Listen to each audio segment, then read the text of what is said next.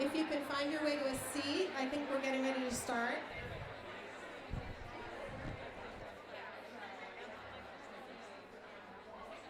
So hopefully everybody had a chance for a first or second cup of coffee. Not that you needed it after Star's presentation. That was a jolt of adrenaline. Thank you again, Star. Okay, so I think we're getting ready to start the next section of our presentation, which is intended really squarely to begin addressing really difficult questions of how one works for change in a politically divided and fraught world. And we're going to kick off this part of our program, I'm thrilled to say, with a fabulous speaker from one of our sister schools, UC Santa Barbara. I'm really pleased to be able to introduce to you Dr. Tania Israel. So Dr. Israel is professor of counseling psychology at UCSB and the award-winning author of the book Beyond Your Bubble, How to Connect Across the Political Divide, Skills and Strategies for Conversations That Work. And I think we can all agree this is an important topic for today's times. She shared her expertise on dialogue across political difference with the Today Show, the New York Times, the Washington Post, NPR, presumably thousands of students and dozens of media outlets. Her expertise has been solicited by the Institute of Medicine, the National Institutes of Health, and the White House. And she's received honors for her research and advocacy from Congress, the American Psychological Association, the California Asian and Pacific Islander Legislative Caucus, and on and on. One thing I want to note, especially for this audience, is that Dr. Israel has a couple of widely viewed TEDx talks, one of which is called How to Win a Political Argument. So clearly, in another life, I have no doubt she would have been an excellent lawyer. And so I'm especially hopeful that we will give her a warm welcome in this venue. Thank you so much for joining us. I'm happy to turn it over to you.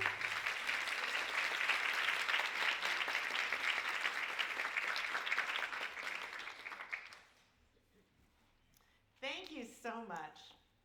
I am thrilled to be here and so impressed with everything I've heard so far today. Just honored to be able to be part of this. Remember the 2016 election? Yes. Do I have to? I know, right? That was a really distressing moment. And at that moment, it was clear to me and everybody else that we were having trouble connecting across a political divide.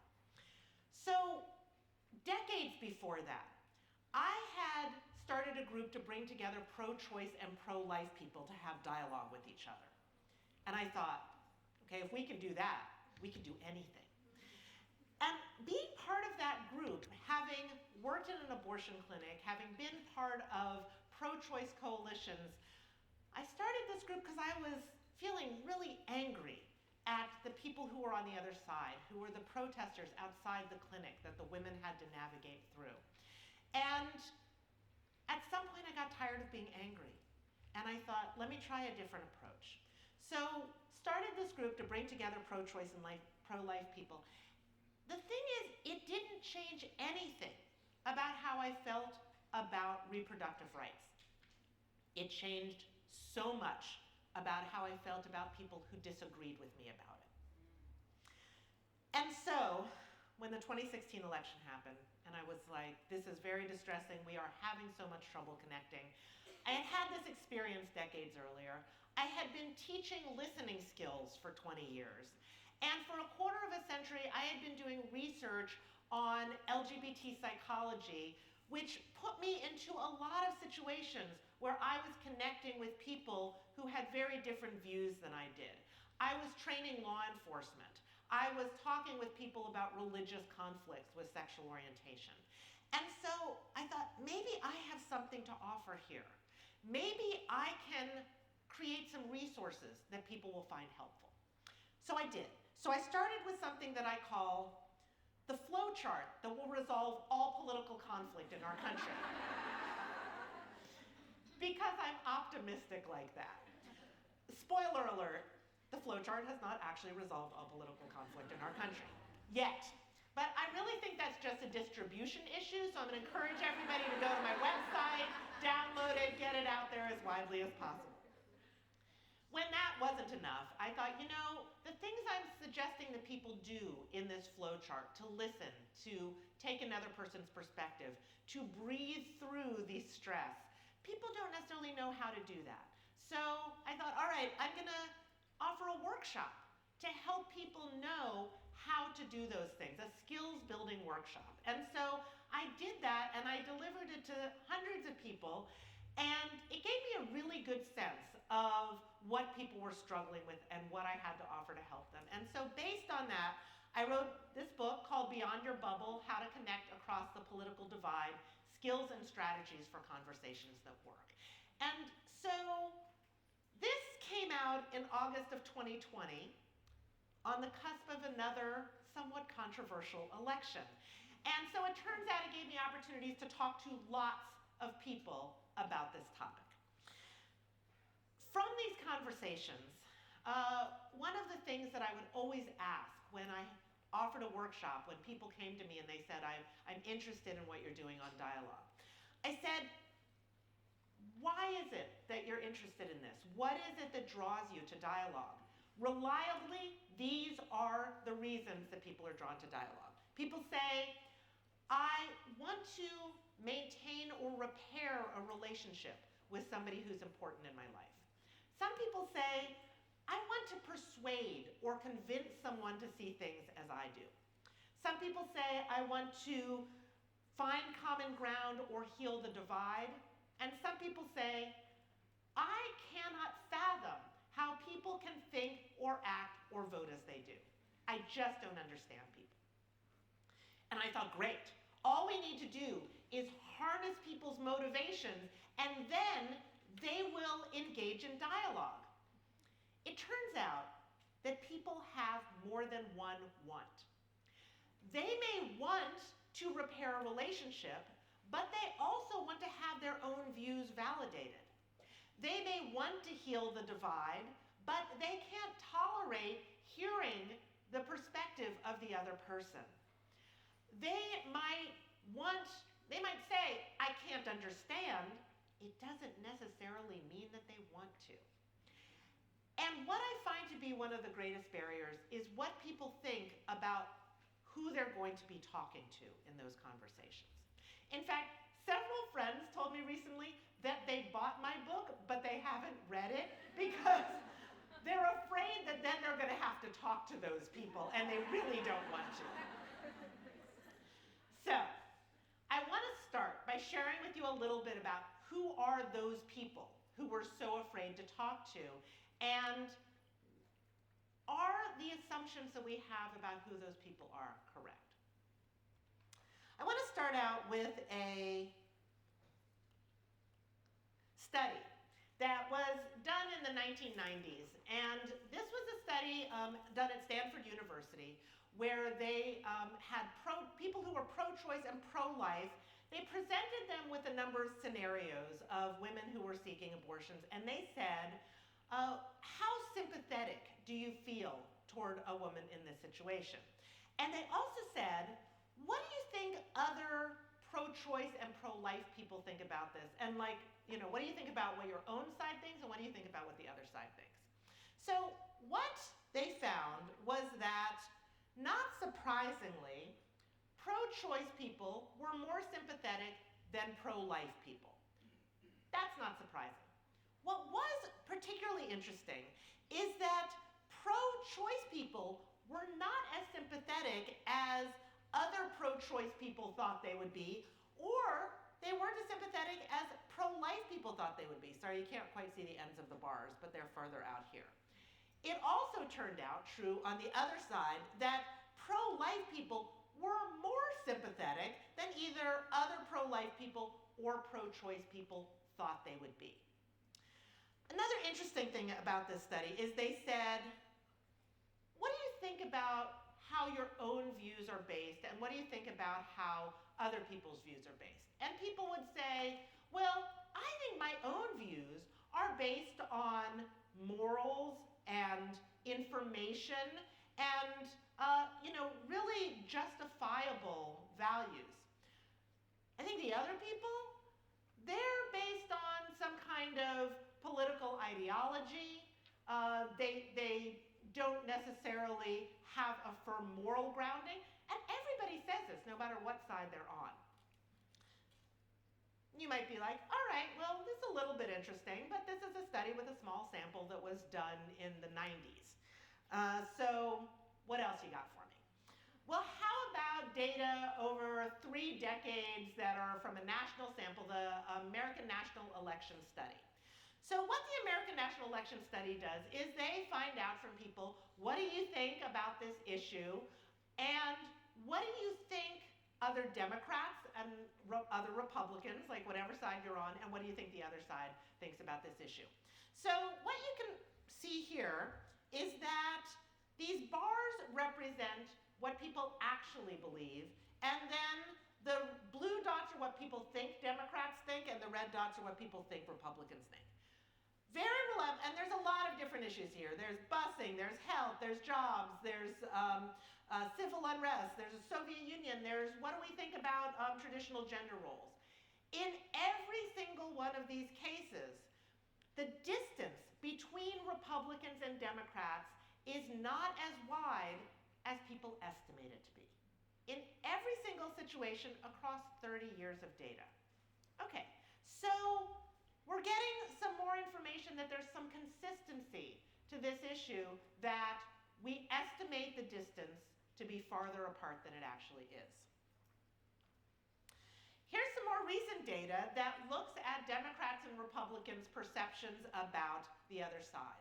So in this situation, Democrats tended to overestimate Republicans' views about things like, if you say properly controlled immigration can be good for America. Republicans think, a lot of Republicans actually think that's true, about 80%. But Democrats think that about 50% of Republicans would agree with that. Same thing with things like racism still exists in America. Most Republicans, vast majority of Republicans would agree with that. Democrats don't really think that that's true about Republicans. And it's true on the other side also, that Republicans also think, if you say something like, most police are bad people, Republicans think that Democrats would very largely agree with that, but they don't. Or that Democrats would, sorry, this one is reverse scored, so a little confusing. But anyway, Democrats don't think that nearly as much as Republicans think that police are bad people. And same thing with things like, I'm proud to be an American, although I acknowledge my country's flaws. Vast majority of Democrats are proud to be Americans. But Republicans don't see Democrats that way. So same thing, we're seeing this time and time again, lots of different data collection, lots of different ways of looking at this. So there's this group called, an organization called More in Common, and they provided the data from the last 2 slides I showed you. They also did this study where they did what we call a cluster analysis. Sorry, I'm a psychologist and a researcher, so I'm gonna get a little bit into the data, but mostly to tell you that they grouped people together based on their political values, their voting behavior, and what they saw is that there are indeed people who are at either end of the political spectrum. There are people who are progressive activists on the left, people who are devoted conservatives on the right. There's more traditional Democrats and Republicans as well. But most people are in the middle. What they call the exhausted majority. Yeah. This is surprising to people because this doesn't seem like what we see out there. This doesn't seem like what we see in the media. It doesn't seem like what we see on social media. And that's because the people who are most likely to be posting and reposting on social media are the people at the extremes. The people in the middle are not posting things like, yeah, I could kind of see things both ways, and going viral, right? That's not happening. So we have this misrepresentation in in our minds of where most people are. Most people are in the middle. So then, more in common, they said, all right, this gap in perception that I told you about happens time and time again in studies. What if we overlay that onto what we know about these different groupings of people? And it turns out, so the high bar here is where this is like large perception gap, really misunderstanding the other side, thinking that they're way different from how they actually are. And it turns out that people on the extremes have a much larger perception gap, a much more skewed understanding of the people on the other side of the spectrum. This happens on both sides, you can see. And the people in the middle have the most accurate perception of people on either side. There's some interesting things about these people in the middle. They don't watch the news as much. And when they do watch the news, they're watching network news. They're not watching the cable channels that are more geared toward people on either side. But there's also something about the middle that concerns me a lot, which is that they call them also the disengaged, because they're not voting even so much. And part of the reason that they're not voting is because of these people at either end, the vitriol that they hear. They want to step back from that. So there's a problem going on around this. And it has to do not only with, us misperceiving other people, like we could be like, all right, so what's the problem with that? But we're actually creating a situation in which people are not wanting to participate in our democracy. And that is a problem. This isn't just happening in the US, this is happening in other countries as well.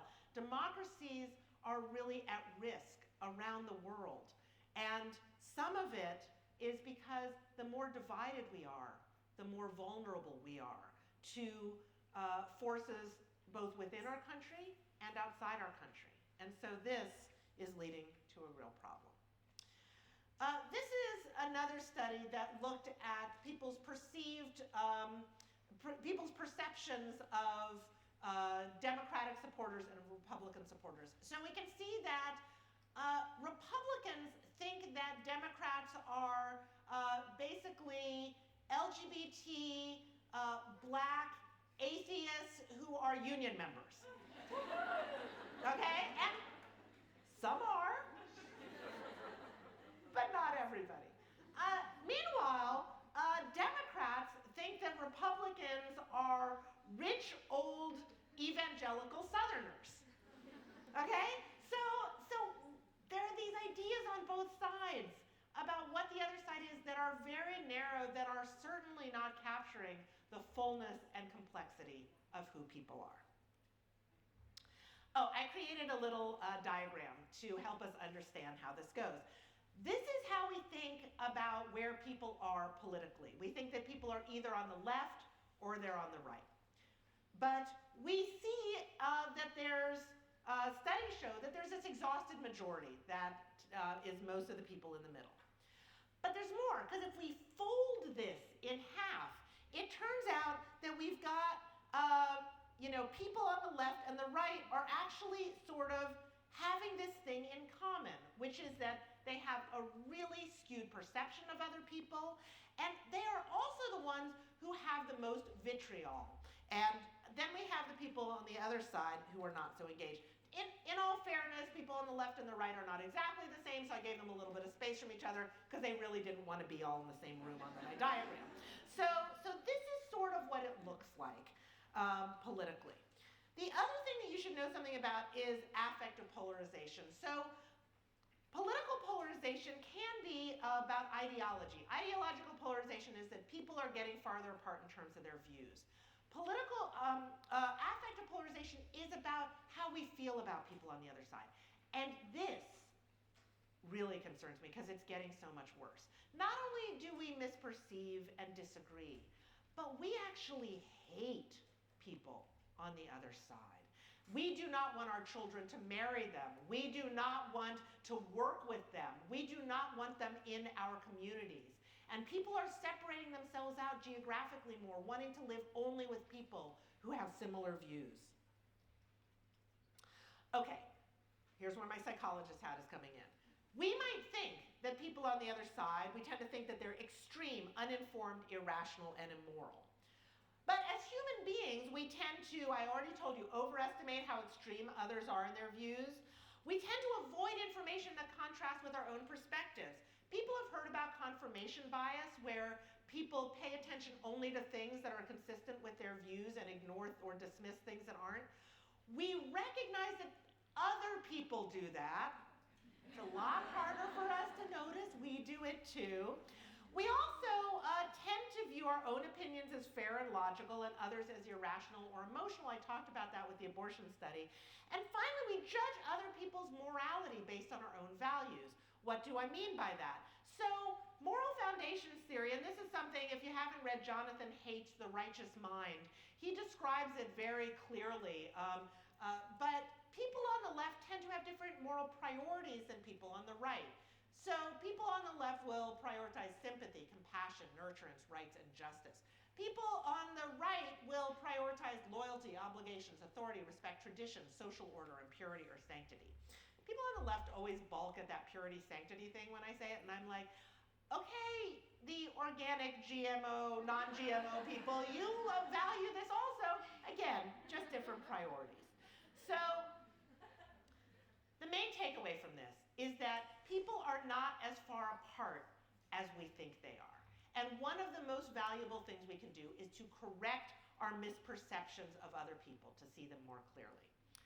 How do we do that? I have 1 minute remaining.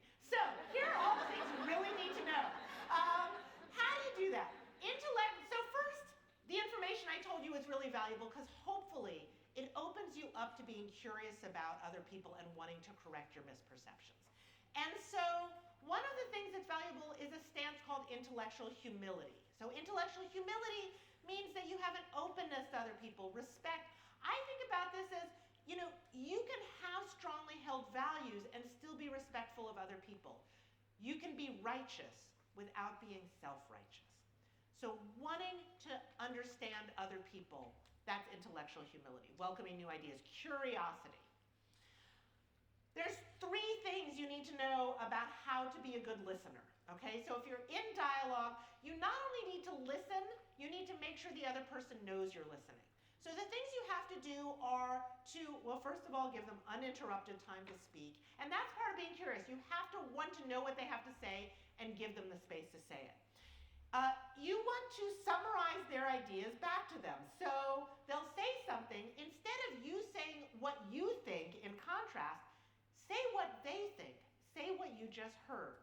It will make sure that you are paying attention and that you got what they said and they will feel listened to. And then you want to encourage them to elaborate. Okay. Listen. If you rearrange the letters, it spells silent. Okay, that's a takeaway. Emotion regulation. Remember to breathe. Like you're blowing bubbles. I'm obsessed with bubbles. I named my book after it. And perspective taking. Application of the cultural connections. You're going to have to come to the panel this afternoon that I'm on to hear more about this. But there are certainly applications. Things might look a little bit different when power is imbalanced in these situations. You want to know more? Go to my website. I put lots of resources. You can get to that TEDx talk about how to win a political argument. And thank you all. This is an amazing group. Thank you for everything you do.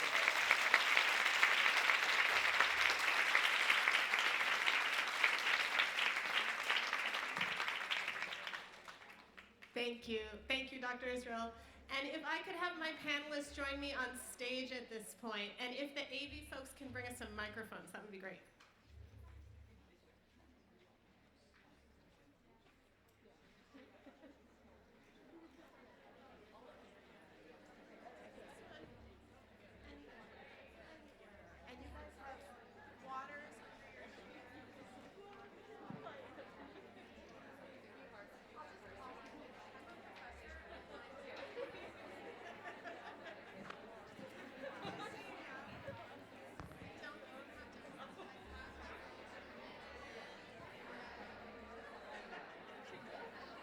Okay, thanks everybody. And thank you again to Dr. Israel for setting up this conversation so nicely. So at this point, I'm really excited to moderate a panel of superstars to help us deepen the conversation about what it looks like to build coalitions for change. No matter what we're trying to do as lawyers or advocates, we know that we can't do it alone. We need to be doing it with allies, supporters, friends, and partners. And so this panel is about how to go about winning those allies, supporters, friends, and partners, and really growing the tent for whatever kind of change we're trying to make in the world. And I'm thrilled to have some really fantastic speakers with me here today to help us deepen this conversation, all of whom, I'm happy to say, are UCLA law graduates. So welcome back into the house. I'm going to introduce them in alphabetical order so as not to have anyone speculate about importance. Heather Anderson is immediately to my left. She's Vice President of Programming and Acquisitions at ESPN, which she joined after nearly a decade at Disney. She's built a really remarkable career as an entertainment and technology attorney at the top of her field.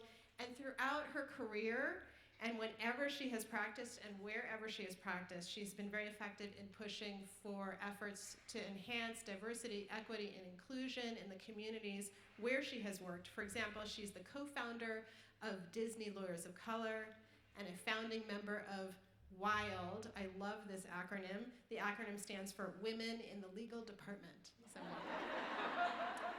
to her left, Karen Shea is the founder and CEO of International Bridges to Justice. We heard Mia this morning already tout the incredible work of this organization, and Karen is its founder and CEO. She's a human rights lawyer. Her organization promotes systemic global change in the administration of criminal justice, and under her leadership, IBJ has expanded its programming to 16 countries, including Rwanda, Burundi, India, and many others. Karen, you were named U.S. News and World Report as one of America's best leaders in 2007, so welcome. At the very end, again, continuing alpha order here, Lauren Van Schulfgaard is my good friend and colleague at the law school with me. Until recently, she was the director of the Tribal Legal Development Clinic here at UCLA Law. She's now a UCLA Research Fellow and will be an assistant professor next semester. She leads projects on tribal governance and justice systems, ethics, cultural resource protection, voting, child welfare, and more focused on indigenous and tribal communities. She also serves as the vice chair of the Native American Concerns Committee of the American Bar Association, so thank you for joining us. And then last but not least, Katie Young-Yaroslavsky is on leave from her post as the Senior Environmental and Arts Policy Deputy for LA County Supervisor Sheila Kuehl. She's on leave, as some of you know, because Katie's running for political office. And so in the city of Los Angeles, some of you may soon be her constituents. I am now required by UCLA Council to say that this is a nonpartisan event organized by UCLA for educational purposes. UCLA is prohibited from supporting or opposing candidates for public office, and therefore we will not be talking about or addressing a speaker's candidacy or her platform. But we are here because, among many other things, Katie spent many years as a climate change lawyer. Those of you who know me know that this is also my field of law. She served early in her career as the general counsel and director of government affairs for Climate Action Reserve, an LA-based climate change nonprofit. And so she, as do all of our panelists, know a thing or two about trying to get work done in potentially controversial areas or politically divisive areas. And so with that, I'm really happy to jump in and start our conversation. I'm really going to ask a set of simple questions to our panelists, and I've invited them to take these questions in whatever directions are most meaningful to them and to the really important work that they're doing in their professional contexts. And the questions are these: how do you build coalitions to support your work? What approaches and strategies do you use to bring new supporters into your tent as you're trying to make change in the world? And with that, I'm really happy to start with Heather. I've told the panelists I'm a law professor. I don't have any trouble calling on people, so I'm going to call on you first. Thank you. No problem. I'm happy to be here. Hi, Bruins. It's good to see you all. This year is my 25th reunion year, and it feels, I was walking up the stairs, I was like, it just feels like 5 years ago. I can't believe it all still looks the same. So, first of all, Dr. Tania is a hard act to follow, but in some ways, already said all the things I was going to say. I think a lot of what she already shared with us is exactly, I don't call it a bubble, I call it a village.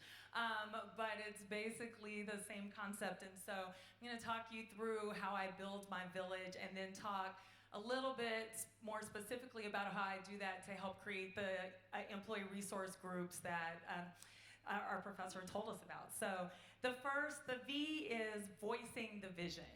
I think it's hard to get collaboration and consensus if nobody knows exactly what the mission is, right? So I try, one of the things that I always say to law students is I think one of the most critical skills that you gain when you're in law school is the ability to spot an issue really quickly, process that information, take everything into consideration, and then come up with solutions to a problem quickly in the Socratic method way that you learn here. And so whether I'm the one who is spotting the issue and thinking about what the vision needs to be and the mission needs to be, or someone brings it to me, I try to do that analysis quickly and then with clarity voice what the vision is going to be so that we all, as we collaborate, know what we're working towards.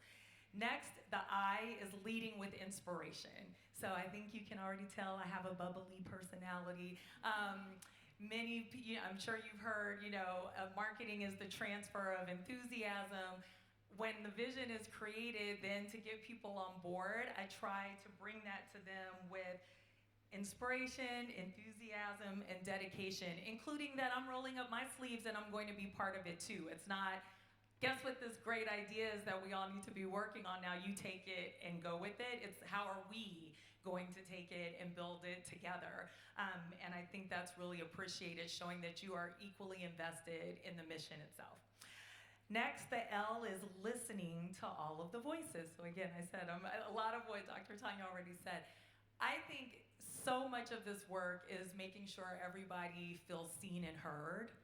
And if you're not doing that, like the barriers are already starting. So from the very beginning, I'm listening to what everyone thinks is important as part of this vision. Where are their fears? What is it, a lot of the barriers come from people being afraid that something's going to happen, that you're going to take something from them, that it's going to cause extra work for them, that it's not going to succeed and then we're all going to look like failures. So trying to identify what their fear is, or just listening to what their goals are in this, if they are going to contribute to it, what's important to them, so that we can help shape the vision with that information. Learning from others is the next L. So I have been very blessed and fortunate, particularly where I work currently, that we have the best and the brightest in our law practices and in our business in general. And so I welcome all of the information, all of the positions. I'd rather pressure test it internally with the village than have it blow up and, externally facing. So I encourage people to bring their expertise, bring their consideration, bring all their education, bring their intellect and their wisdom to the conversation so that we can incorporate all of that into how we shape the vision and think about, how to best influence it in the way that's going to be most productive. A is assembling my allies. So I network without intention. And that sounds counterintuitive to what you probably hear all the time. Like, you should get out there and you should network. And I have I think a really strong network. I'm known in my circles as a connectionista. I am good about connecting other people to other people because I just love that. I get a lot of joy out of that. But I do it genuinely and transparently because I just want to know people. Like, I meet someone, I think they're interesting, I want to get to know them and stay in touch with them, and I don't have an ulterior motive to it. There's not a purpose necessarily at the moment. I just want to get to know them and build that relationship. But then when it's time for me to assemble my allies, I think that makes it easier because those people who I am calling on now to assist me with the vision know I genuinely care about them and what's important to them. They know me, and they know this what's genuinely important to me. And so it's not a transactional ask, it's really a supportive ask of each other. And identifying those people, is really important. The G is for gauging concern. So once I have the allies, once we've done the listening, once we've shaped the vision, it's not a one and done. You're constantly going back and ensuring that everyone in the village is still being heard, that if there's some concerns that are arising, they are able to express it. I really encourage communication. I offer different means of communication. Some people aren't comfortable with necessarily like speaking in a large crowd or something, so I make sure people have different ways to share with me their concerns so that those are consistently incorporated as we build and grow, and everyone continues to feel like they're heard and seen. And then the E is for making sure I express gratitude. So every time we're coalition building, especially in politically charged situations, it's hard on everybody. It's emotionally draining. And I want to make sure people get credit where credit is due, that I acknowledge all the time and energy that they put into it, and make sure that that's visible all the time and that they understand how much I appreciate it. Thank you so much, and thank you. Acronym form is very popular this morning for good reason. So for those following at home, your letter spelled village. Nicely done.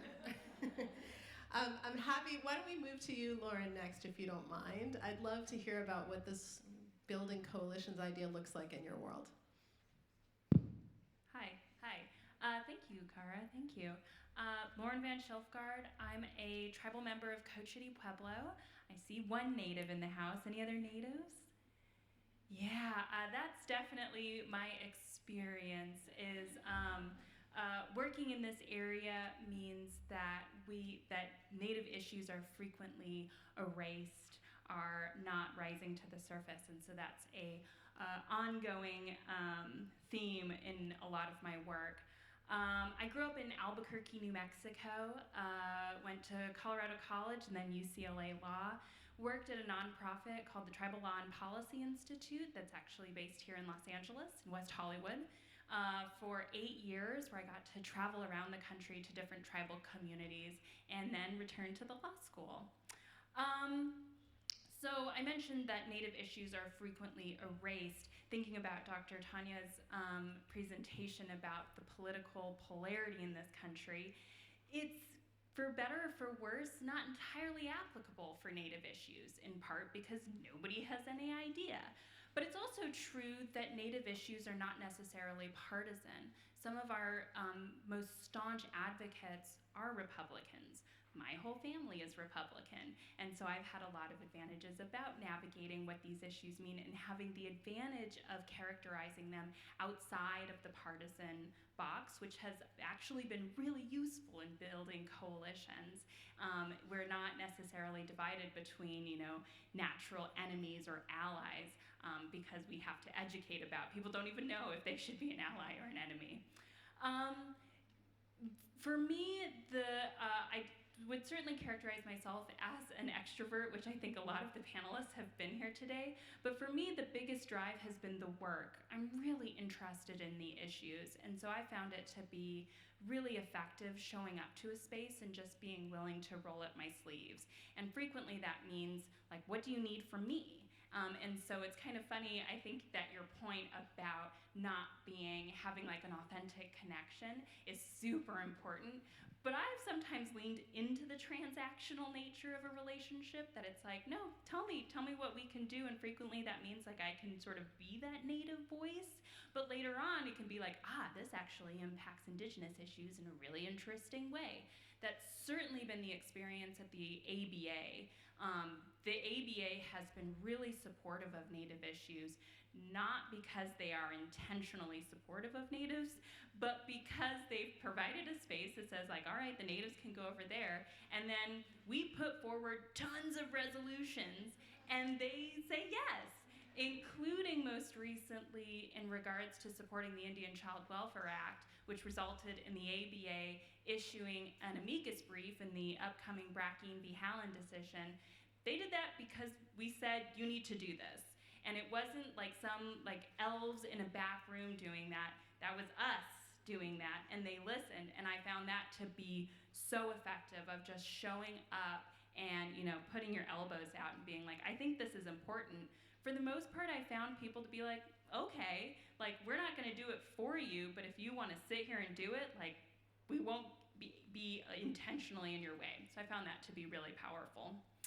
I was really moved this morning by Mia's comments about the burden of being the first, and I'm really grateful to the generations that were the first. I really like being the fourth person doing it.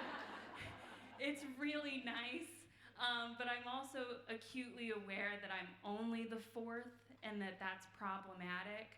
I think like many people in this room, I'm a first generation law student, I'm a first generation college, and that means I didn't know what I was doing. But like the beauty of not being in the partisan bubble, I think I also had the advantage of not having any preconceived notions, which has really served me in a lot of my work. I just kind of stumble into rooms and things seem to work out because I'm passionate about it, and I think having a passion and being explicit about it has been really, it makes the work easy.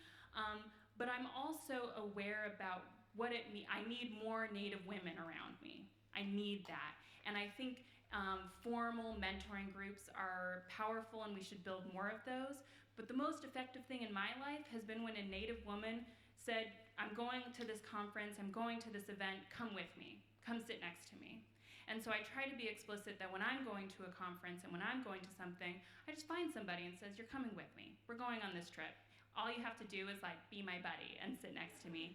And those have produced authentic connections that have spiraled out in so many ways. And so I think for me, building coalitions has the intentionality I try to bring with that is to whatever I'm doing, whatever work is going on, I am bringing somebody with me. And I think knowing that, because that is what somebody did to me and that's why I'm here, has been so powerful.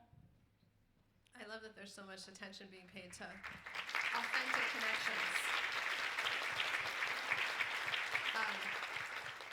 I'd love to hear your riff on this, Katie, next.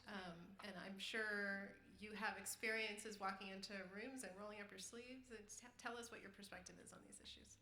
Sure. It's a pleasure and an honor to be here. Being in the library is actually slightly, I don't know, it's like PTSD sort of. Spent a lot of time here a long time ago.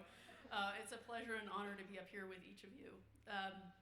So my name's Katie.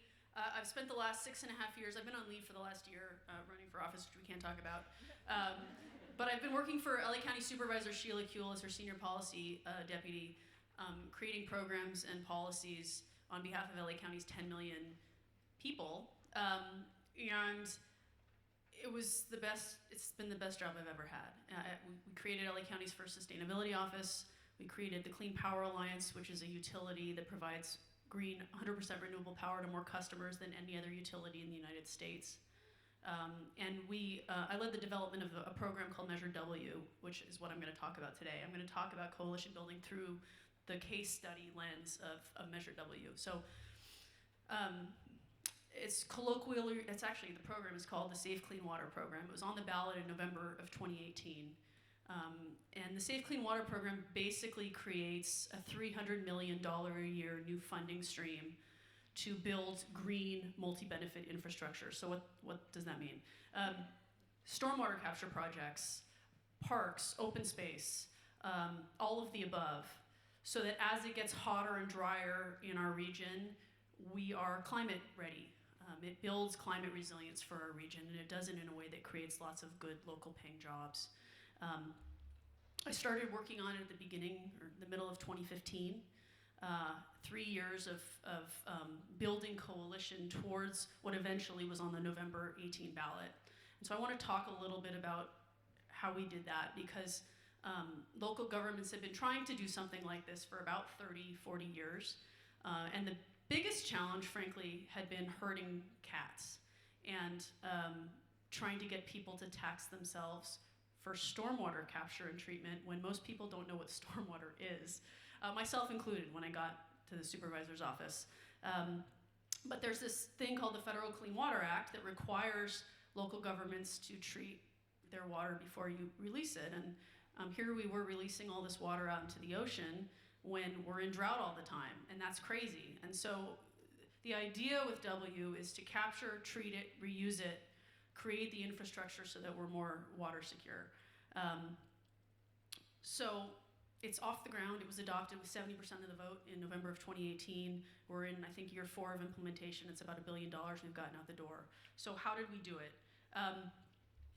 We created a truly iterative, inclusive process. We made sure all of the people who had to be at the table were at the table. Everyone who wanted to be at the table was at the table. This meant 85 of LA County's 88 cities. 85 cities. City of LA was our partner every step of the way, but there were 84 other cities. Hundreds of community-based organizations ended up coming on board. Labor played a really big role. We had lots and lots of partners. By the end, there was a broad-based coalition that had come together, and we brought them in early, right? Early and often. And so when you're trying to create something from whole cloth or from scratch, the coalition building has to happen before you've created a big program. Otherwise, people aren't going to be bought in. And so it's really important when you're doing something big that you bring people in really at the beginning and you give them ownership over the pieces that they care about. So the business community, they got to roll up their sleeves and work on the credit program for businesses, the rebate program. Labor made sure that, you know, there were going to be good paying labor jobs. And so it was really important that we had a structure. It was pretty formalized, and people got to have control over the pieces that they cared about. We casted a very wide net, and that was important. And you need to be flexible enough to let people come in, but you also need to manage the train, right? So it's a little bit of a delicate balance. We also thought about unusual allies. So when you're putting together an environmental coalition, you also need to be thinking about faith-based communities and thinking ultimately about who it is you're going to have to convince of something. So in the political space, this was something that needed 3 votes of the Board of Supervisors. There's 5 supervisors, you needed 3 votes. And then you needed a supermajority of the electorate of LA County, 66.6%. And so we constantly, as we were developing this thing, had to be thinking about getting the votes to put it on the ballot and then the electorate more broadly. And so who was going to be our messengers, having them at the table early and making sure they were completely bought in, helped us sell it not only to the Board of Supervisors or any legislative body, this is transferable, but also to the electorate more broadly.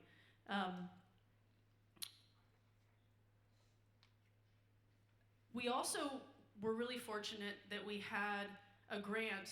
There's an organization called the Water Foundation that gave a grant.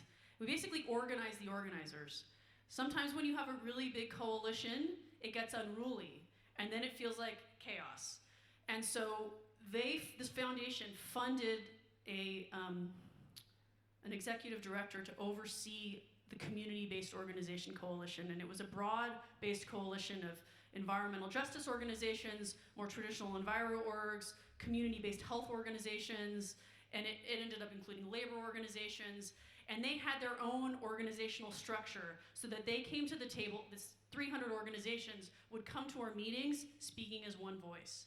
They would have worked out all of their stuff and their disagreements ahead of time so that we could have a conversation with 30 people rather than 300 people as we were making key decisions about what the program was going to look like. So it's organizational structure is important. There has to be like a formalized structure, otherwise it devolves very quickly.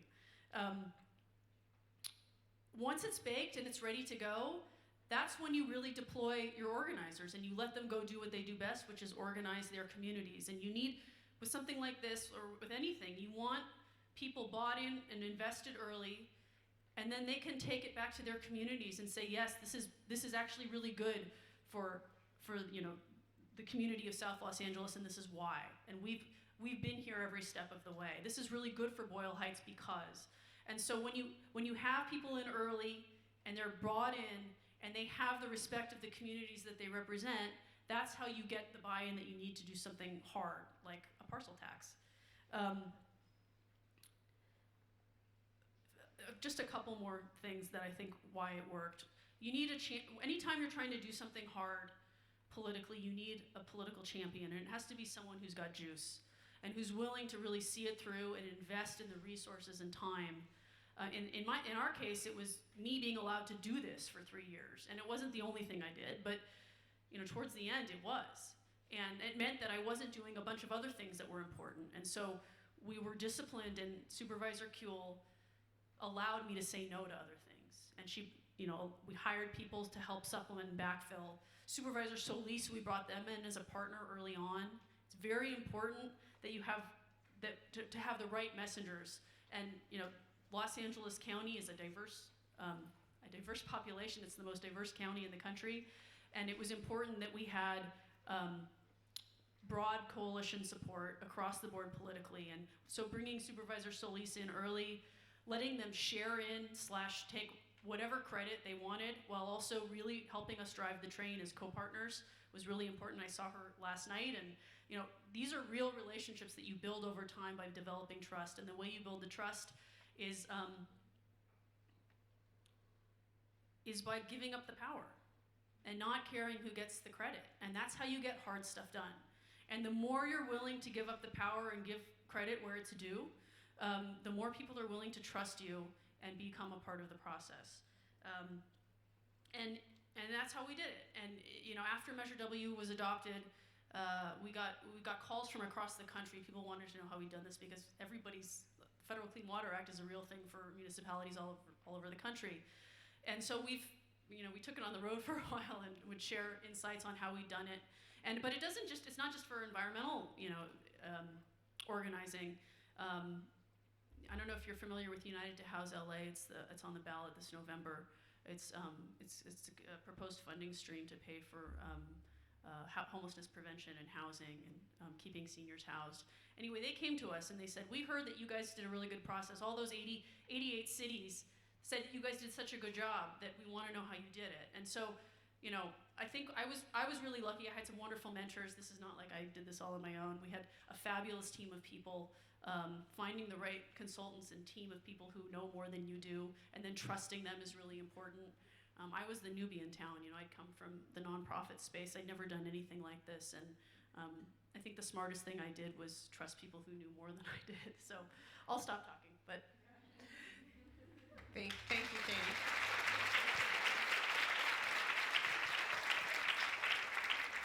And Karen, I have no doubt that trying to do the work you do in the challenging environments in which you do it requires you to seek allies. So tell us how you do that.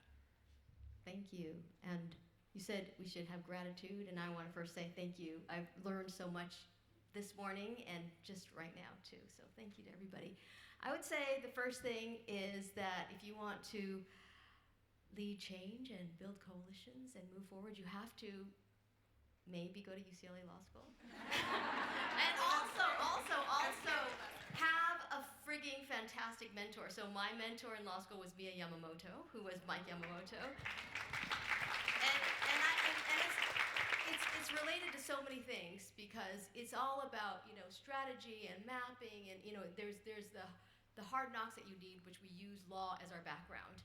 And at the same time, it's about if you really want to lead change and to move and build coalitions, you have to have a belief in the possible, like looking at the seemingly impossible and believing that it's possible, and also have a sense of hope. And for me, that was when I first started International Bridges of Justice. I was remembering driving in the car with Mia and saying, hey, we were just talking because, Mia was supposed to pay for my lunches for 1 year, I think, as a mentor.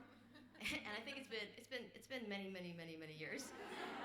And I remember talking about wanting to found International Bridges of Justice, and I said, well, I'm thinking about this, but I think it's going to be super hard and whatnot. And anyway, it was a full moon, and Mia looked up at the moon and said, my wish on the full moon is that you found International Bridges of Justice, and we're going to do this together. I'm going to be a founding member of your board. So I think, being in a space where you really have mentors and support and then have each other really, really makes a big difference. And I'm really just so happy to be here today because this is the type of place where you come to know each other and support each other and move everything forward. I think a lot of, just to back up for a moment, so after I graduated from law school, I became a public defender in San Francisco. And then in 1994, I moved to Cambodia, where many people had been killed because of the Khmer Rouge, including all the lawyers. There are less than 10. I founded International Bridges of Justice based on that experiencing, realizing that the majority of people who are tortured in this world today are not political prisoners, but people who are too poor to afford a lawyer. So torture, unfortunately, is the cheapest form of investigation. And sadly, it is, I guess, fortunately in some ways, it's a very solvable issue. Because as lawyers, we can work together to see how we can support other lawyers and work towards it. But sadly, it's an issue which is very, very much, I would say, it's like one of the biggest human rights violations hidden in plain sight that the world really does not act upon. So I would say that in a lot of ways, coalition building and leading it's hard work. And it's also something which requires giving other people credit and recognizing how we work with. So the first thing I'm going to say sometimes sounds really controversial, but it's actually what we do, and a tenet is you got to work with the bad guys, or who people think are the bad guys. So International Bridges of Justice, I founded International Bridges of Justice, and it is we look at ending torture as an investigative tool and protecting people's due process rights by giving people a lawyer early on. So really what we're wanting to do and have begun doing in many countries is building systematic early access to a lawyer. And you all know this, but you really can't sneak into police stations, and it's very hard, unless you're Brad Pitt, to sneak into prisons, right? So we have to work with police officers who torture and prisons and find ways of moving this forward. A long time ago, and I don't remember which book I read it in, but I remember reading something where it says that, when the Shambhala warriors in the Tibetan tradition are ready to go out into the world, the last thing that happens is they're given a blessing, and they're told, if you really want to change the world, what you need are two things. Number one, compassion, and number two, a sense of our interconnectedness and your interconnectedness with everyone. And this has really been the tenet of International Bridges to Justice as well, because in all the countries we work in, we do go in and we work with the police officers as well as the prison directors. And many of them have tortured and will tell you that they torture. And it's really about saying, hey, what is that place inside of you where you are looking at your deepest values? And how do we move that forward? So the first is, I'd say, I wouldn't say be friends with the bad guys, but I think maybe check our own perceptions of what is possible in terms of our relationships and what is possible in terms of where people are. Because what we've discovered through the years is that in so many countries that we work, and I realize that the bio on my website is very old, because we are actually now, we've worked deeply in 16 countries, but we've got small projects in 50 countries. And we're working everywhere from Syria to Myanmar to Burundi, many, many places where there are many, many challenges. And what we realize is that, there are ways of working together with people, and it has a lot to do with listening. I took notes too, to up my game with that. And having people have a sense that you're seeing them for who they are, and finding that space within them that says, actually, I became a police officer because I want to move forward in the world, even though I torture people all the time or whatnot. And, what does it look like? What are these laws? So I would say that's been a really critical issue for us. But the second thing is within the communities themselves, and the lawyers really are incredibly challenged. I don't know if you've noticed this, and I hate to tell you any bad news if you haven't graduated from law school yet, but there are places that don't like lawyers. They just don't love us. I don't know why. It's just like, they just don't. And even worse, I think, it's criminal defense lawyers, right? There's just a sense like, criminal defense lawyers, even globally. I think that criminal defense lawyers in many of the countries we work in, And I would get in fights all the time with the UN because they'd be like, oh, they're not really human rights defenders. They're criminal defense lawyers. I'm like, no, they go into the darkest corners and bring their light. They are protecting people on a daily basis. So for the lawyers themselves, it has been also a lot about the tools, right? Trainings of the law, strategy, figuring out, where we go, how we set up defender resource centers, putting together advisement rights campaigns. And I will also say that a huge part of it, and is what I believe is what sustains the movement, is that it's about vision and community. So when we do our trainings, and actually it's really funny because I always get in sometimes a little tiny argument, and Mia's been to a number of our trainings, with our trainers who are lawyers. Because they're like, okay, we're now training and we want to train on the law and we only have 5 days, so we have to do this right. I'm like, actually, in addition to training on the hard law issues, we need to, and we always do 5 steps. Number 1, we do appreciative inquiry where people actually listen to why they became a lawyer and what they want. We also look at trends. So we look at each country and say, what was your history before? What is your history now? And what do you see possibly in the future? Then we do values. And the last thing we do is we do a visioning exercise where I sort of hypnotize everyone. And we say, how do we move forward into the future? And people actually close their eyes, and then they come out and they see what is possible into the future.